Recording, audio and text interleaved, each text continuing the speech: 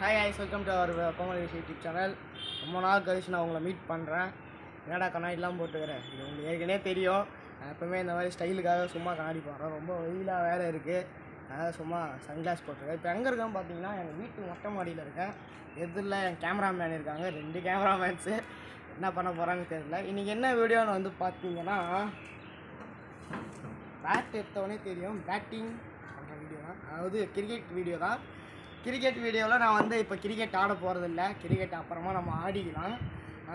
Batting tips and bowling tips நான் வந்து கொடுக்க போகிறேன். இப்போதைக்கு என் ஃப்ரெண்டு ஒருத்தன் சேலஞ்ச் பண்ணியிருக்கான், school friend. Batting tips and bowling tips கொடுறா, முடிஞ்சா நீ அப்படின்னு சொன்னான். அதனால் நான் வந்து இப்போ சேலஞ்ச் பண்ணுறதுக்காக வந்திருக்கேன். வாங்க வீடியோக்குள்ளே போகலாம்.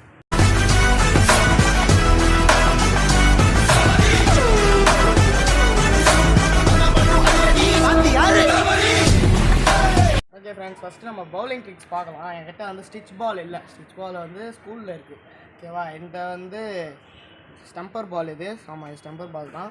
இதில் வந்து க்ரிப்பு கொஞ்சம் சரியில்லை. ஆமாம், இது க்ரிப்பு வந்து ஒரு லேசாக தான் இருக்குது. எப்படி கட் ஆகும், எப்படி வந்து ஸ்விங் ஆகும் எனக்கு கண்டிப்பாக தெரியாது. நான் இதில் நிறைய விளையாடிருக்கேன், ஆனால் வந்து நல்லா க்ரிப் வந்து நல்லா இருக்கும்போது தான் விளையாடுவேன். இவங்க போயிட்டு வந்துருக்கிறான், அவன் வந்து என் ஃப்ரெண்டு தான். அவனையும் நான் கூப்பிட்ருக்கேன். அதுக்கு முன்னாடி இருக்கணும் என் ஃப்ரெண்டு தான், கேமரா தான். நம்ம ஃபஸ்ட்டு வந்து ஃபாஸ்ட் பவுலர்ஸ்க்கான தேவையான டிப்ஸ் நான் வந்து சொல்ல போகிறேன். ஃபாஸ்ட் பவுலர்ஸ்க்கான தேவையான டிப்ஸ் வந்து பார்த்திங்கன்னா, இந்த க்ரிப்பு இருக்கும் பார்த்திங்களா, இந்த 2 விரல் தான். இந்த 2 விரல் தான் பிடிக்கணும். இது பேட்டிங்லேயும் சரி, இந்த 2 விரல். இந்த வந்து ஃபாஸ்ட் பவுலர்ஸ்க்காக. இதை வந்து நீங்கள் ஸ்ட்ரைட்டாக விட்டிங்கன்னா த்ரோவாகவும் போகும். அதே கொஞ்சம் லூஸ் பண்ணி நீங்கள் இப்படி பண்ணணும், பாலை வந்து இப்படி ரொட்டேட் பண்ணிங்கன்னா யாக்கர் போகும்.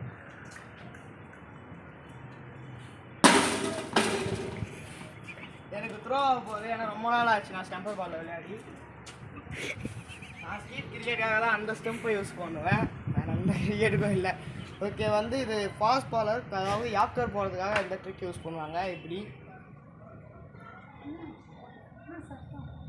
ஓகே, அது அப்புறம் வந்து பார்த்தீங்கன்னா, இது அவுட் ஸ்விங் எப்படி பண்ணணும்னா, அவுட் ஸ்விங் வந்து லேசாக நீங்கள் இந்த மாதிரி டர்ன் பண்ணிங்கன்னா பால் வந்து பார்த்தீங்கன்னா ஒரு இம்பேக்ட் லைன், அதாவது லைன் ஒன்று இருக்கும் பார்த்தீங்களா, அந்த லைனில் ஸ்விட்சாகி இப்படி வெளியே போகும். அதாவது பேட்ஸ்மேனுக்கு வந்து பார்த்தீங்கன்னா ஒரு பயத்தை உருவாக்கும். அதாவது இப்படி தூவாங்க, எட்ஜஸ்ட் பட்டு ஸ்லீப்பர் கவர்ஸாண்ட போகும். கண்டிப்பாக நிறைய சான்ஸ் இருக்குது, நான் நிறைய முறை பார்த்துருக்கேன்.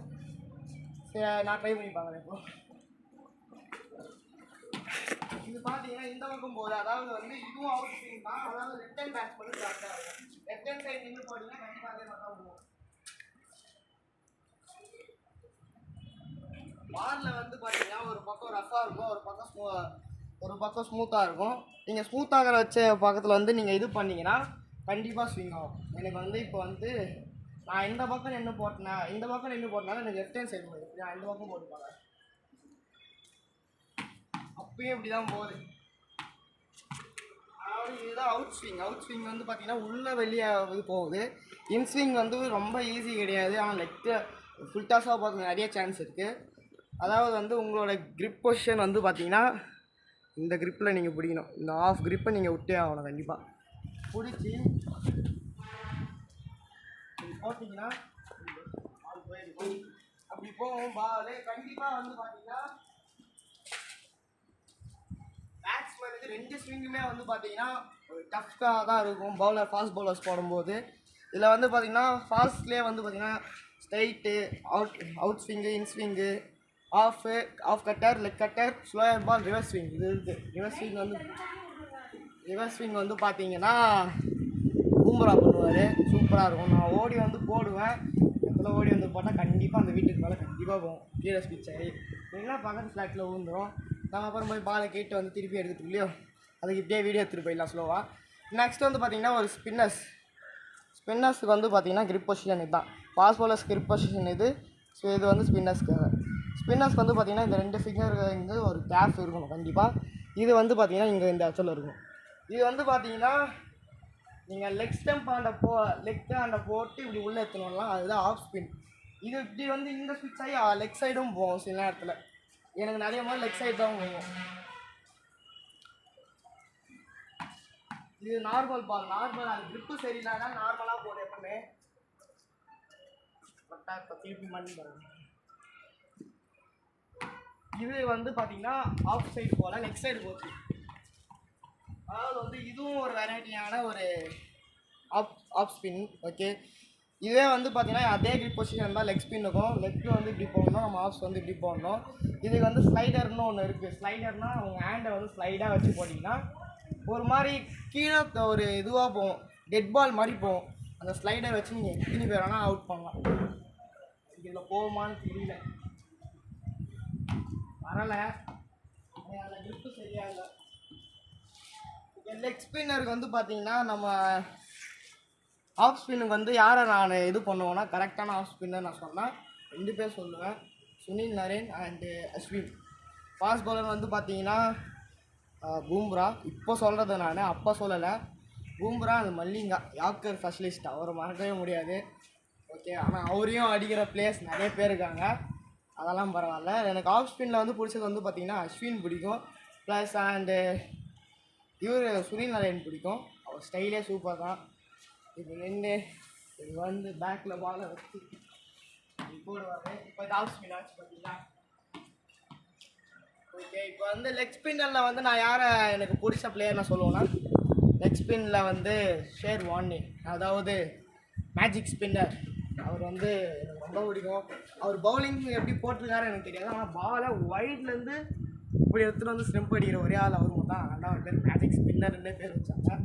சூப்பர். அந்த லெக் ஸ்பின் நான் ட்ரை பண்ண போகிறேன். அதே சொன்னதான் அது கிரிப் தான். லெக் ஸ்பின் எப்படி வரும்னு எனக்கு தெரியல.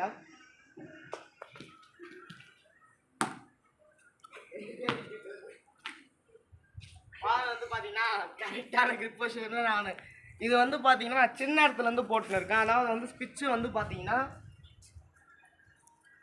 கண்டிப்பாக இது வரைக்கும் தான் ஸ்பிட்ச், இவ்வளோ பெரிய ஸ்பிட்ச்சு கண்டிப்பாக இருக்கும். இங்கேருந்து நம்ம லெக் கட் ஆஃப் கட் பண்ண முடியாது. என்னால் அது வந்து நான் கொஞ்சமாச்சும் மூமெண்ட்டில் இருந்தால் தான் என்னால் போட முடியும்.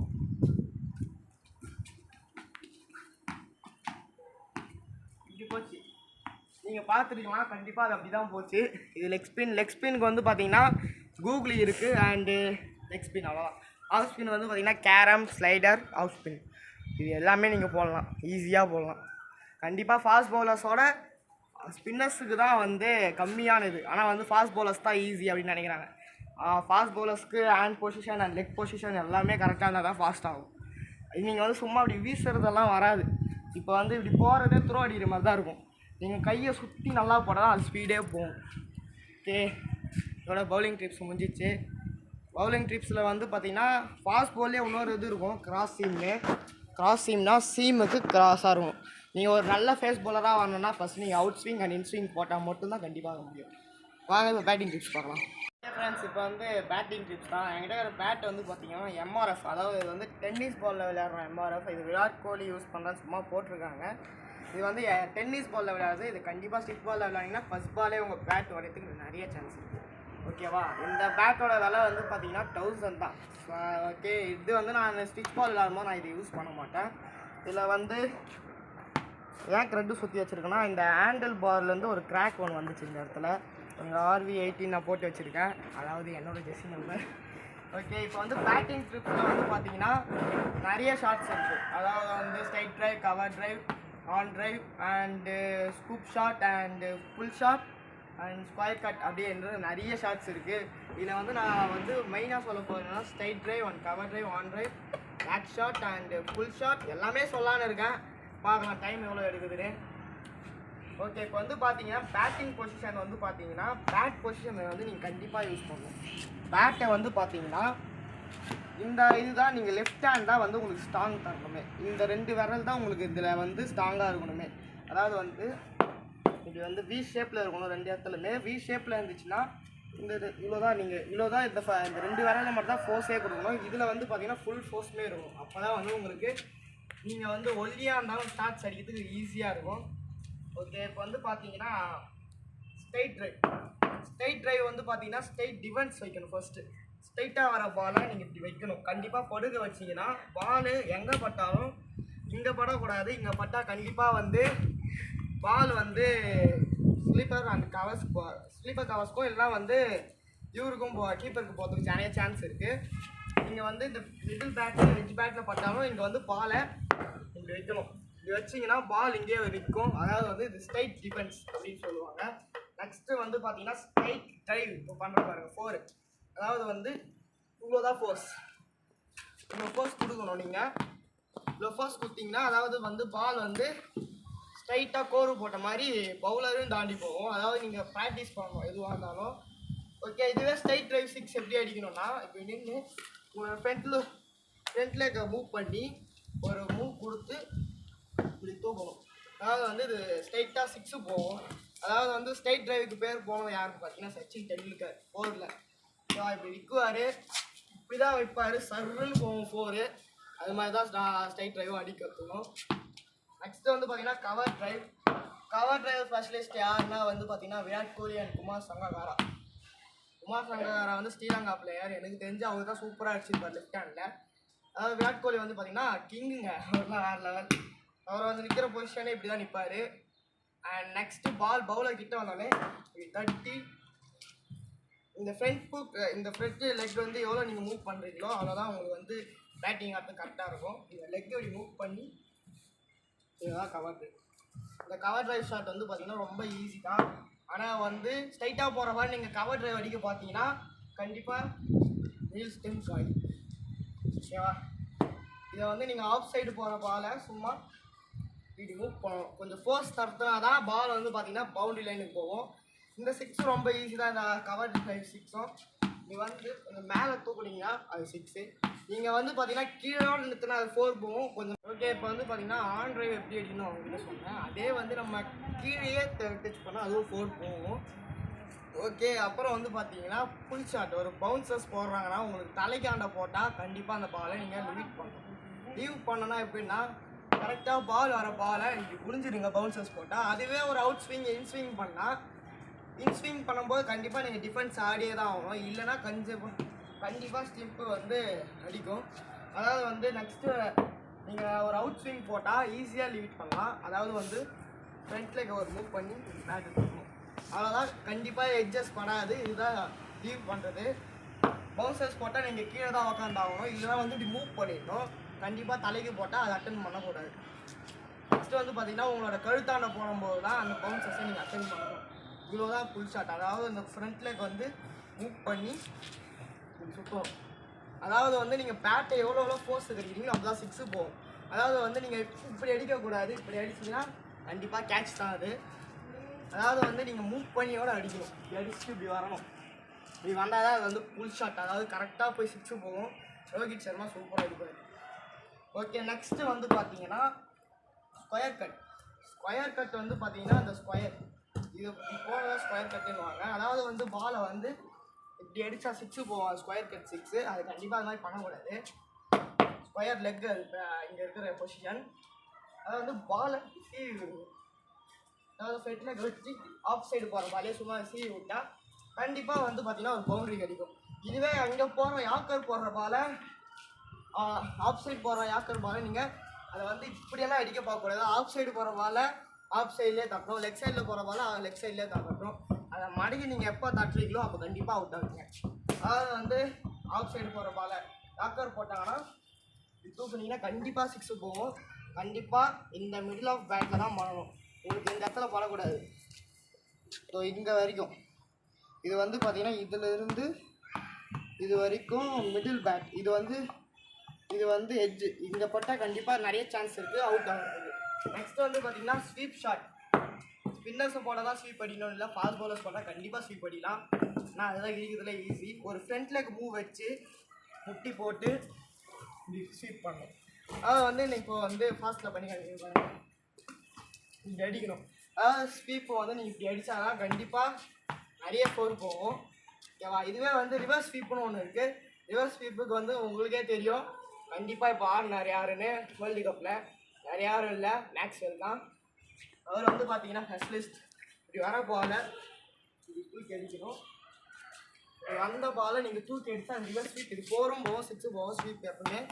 நெக்ஸ்ட்டு வந்து பார்த்தீங்கன்னா பேக் ஷாட் வந்து நிறைய டைப்ஸ் இருக்குது. பேக் ஷாட்டுக்கு வந்து பார்த்தீங்கன்னா பேக் இப்படி திருப்பி இப்படியே அடிக்கலாம், இல்லை இப்படி மூவ் பண்ணி இப்படியே அடிக்கலாம், இல்லை ஒரு பவுன்சர்ஸ் போடுறாங்கன்னா நம்ம தலை மாதிரி மூவ் பண்ணி ஸ்கூப் ஷாட் எடுத்து போகலாம். இதுதான் பேக் ஷாட்ஸ். ஆனால் பேக் ஷாட் வந்து பார்த்தீங்கன்னா ரொம்ப ரிஸ்க்கான ஷாட். ஒரு ஃபாஸ்ட் பாலர் போடும்போது நீங்கள் கண்டிப்பாக அதை யூஸ் பண்ணக்கூடாது. ஸ்பின்னர்ஸ் போடும்போது யூஸ் பண்ணலாம். ஏன்னா வந்து பார்த்தீங்கன்னா ஃபாஸ்ட் பவுலர்ஸ் போடும்போது நீங்கள் மூவ் பண்ணி ஆஃப் சைடில் போகிற பால் இப்படி தட்டலாம் நீங்கள் அனுப்பிங்க. ஆனால் பேட்சில் அட்ஜஸ்ட் பண்ணிச்சுன்னா கண்டிப்பாக ஸ்டெம்பில் போடும். நெக்ஸ்ட் வந்து பார்த்தீங்கன்னா பேக் ஷாட் இப்படியே திருப்பி விடுவாங்க. இந்த ஷாட்டு ரொம்ப ரிஸ்க்கான ஷாட்டு. கண்டிப்பாக உங்கள் ஹெல்மெட்லேயோ இல்லை உங்களோட க்ளவுஸில் போட்டு கேட்ச் போட்டு நான் நெக்ஸ்ட்டு வந்து பார்த்தீங்கன்னா நெக்ஸ்ட் ஷாட்ஸ் வந்து ஸ்கூப் ஷாட் தான். ஸ்கூப் ஷாட் வந்து பார்த்தீங்கன்னா நீங்கள் இப்படியே வர பாலை உங்களுக்கு பவுன்ஸ் வர பாலை சும்மா இப்படி பிக் பண்ணி விட்டால் போதும். சூப்பராக இருக்கும் அந்த ஷாட்ஸு. அதாவது தோனி அடிச்சு காமிச்சிருக்காங்க. சூப்பராக இப்படி வந்து வைடு போகிற பாலை சும்மா தூக்கி விட்டு போவார். அதான் ஸ்கூப் ஷாட். அண்ட் வந்து இதில் வந்து பார்த்தீங்கன்னா ஃப்ளிக் ஷாட்னு ஒன்று இருக்குது. ஃப்ளிக் ஷாட் வந்து பார்த்தீங்கன்னா விராட் கோலி சூப்பராக அடிப்பார். அதாவது பொசிஷன் இப்படி நின்று இப்படி வர பால் இப்படி வந்து சும்மா ரெஸ்ட் மூவ்மெண்ட்டு. அதாவது வந்து பார்த்தீங்கன்னா நீங்கள் எவ்வளோ ரிஸ்கில் ஆடுறீங்களோ அப்போ தான் வந்து பார்த்தீங்கன்னா கரெக்டான வந்து உங்களுக்கு நீங்கள் ஒரு குட் கிரிக்கெட்டராக ஆக முடியும். எவ்வளோ நீங்கள் உங்களோட ஆர்ம் பவரால் ஆடுறீங்களோ அப்போ தான் வந்து ஆர்ம் பவரில் ஆடினீங்கன்னா கண்டிப்பாக உங்களால் ஷைன் ஆக முடியாது. அதாவது ரிஷப் பந்த் வந்து பார்த்தீங்கன்னா அவன் லெஃப்ட் ஹேண்ட் பேட்ஸ்மேன் இப்போ நின்று இப்படி வர பால் இப்படி அடிக்கிறன்னு பேரில் ஊந்துடுவார் கீழே. அது மாதிரி நீங்கள் ஆடவே கூடாது. விராட் கோலி மாதிரி ஸ்ட்ரைட்டாக நின்று அழகாக ஸ்ட்ரைட்டு அண்ட் ஸ்கொயர் கட் எல்லாமே பண்ணலாம். நீங்கள் எவ்வளோ நீங்கள் ஸ்ட்ரைட்டாக ஆட பார்க்குறீங்களோ அப்போ நீங்கள் வந்து குட் கிரிக்கெட்டர் ஆவீங்க. ஓகே, இது வந்து batting tips and bowling tips எல்லாமே சொல்லியாச்சு. ஓகே, என் ஃப்ரெண்டு சேலஞ்சையும் நான் முடிச்சாச்சு. கண்டிப்பாக சப்ஸ்கிரைப் பண்ணுங்கள், லைக் பண்ணுங்கள் அண்ட் ஷேர் பண்ணுங்கள். அடுத்த வீடியோவில் இருந்து உங்களை சந்திக்கும் வரை உங்களோட விடைபெறுவது கோமாளி ரிஷி. Bye bye.